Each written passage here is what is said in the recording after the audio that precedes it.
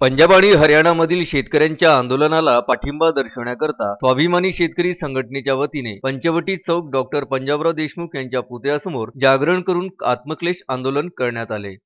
दिनांक 3 डिसेंबर रोजी रात्री 8:30 वाजता या आंदोलनाची सुरुवात झाली। विशेष म्हणजे शेतकरी वर्ग शिदोरी घेऊन या आंदोलनात सहभागी झाले होते। हे आंदोलन पहाटे 5 वाजेपर्यंत होते। दिल्लीमध्ये लाखो शेतकरी यांच्यावर लाठीचार्ज, अश्रुधूर पाणी यांचा वापर करून केंद्र सरकारने हे आंदोलन दडपून टाकू नये आणि नवीन कृषी विधेयक मंजूर करण्यात आले ते शेतकऱ्यांना लागू करू नये यासाठी स्वाभिमानी शेतकरी संघटनेचे प्रमुख माजी खासदार राजू शेट्टी हे दिल्ली येथे होणाऱ्या शेतकऱ्यांच्या पाठीशी असून आम्ही तुमच्या सोबत असून जुलमी शेतकरी विधेयक हाणून पाडण्यासाठी या आंदोलकांच्या पाठीशी खंबीरपणे उभे असून यापुढे हे आंदोलन तीव्र स्वरूपाचे होणार असल्याचे स्वाभिमानी शेतकरी संघटनेचे जिल्हाध्यक्ष रविराज पडोळे, प्रवीण मोहोळ यांच्या नेतृत्वात जागर आंदोलन करण्यात आले।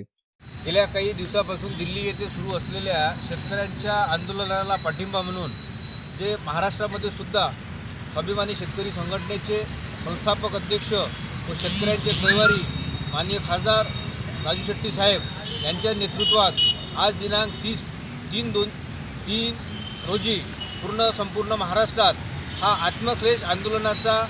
एक आयोजन केलेला आहे आणि त्या दिल्लीच्या शेतकऱ्यांना हरियाणा, पंजाब आणि इतर राज्यातले जे शेतकरी या थंडीच्या पिरियडमध्ये दिल्लीला शेतकऱ्यांच्या समस्या घेऊन आणि केंद्र सरकारनं जे नवीन धोरण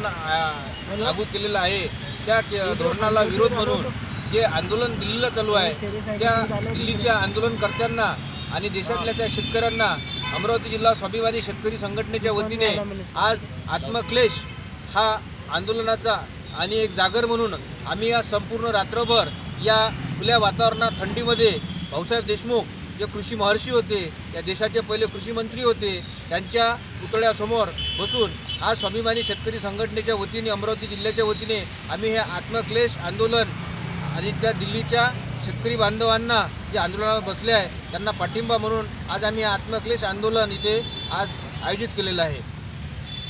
यावेळी अंकुश कडू, मंगेश फाटे, निखिल बोके, शक्ती वानखडे, प्रशांत शिरभाते, दिनेश आमले, सुधाकर पांडे, सुभाष पांडे, नंदकिशोर शेरे, पुरुषोत्तम बनसोड आणि इतर बरीच मंडळी या आंदोलनात सहभागी झाली होती। उमेश चौखडे, विदर्भ न्यूज, नांदगाव खंडेश्वर।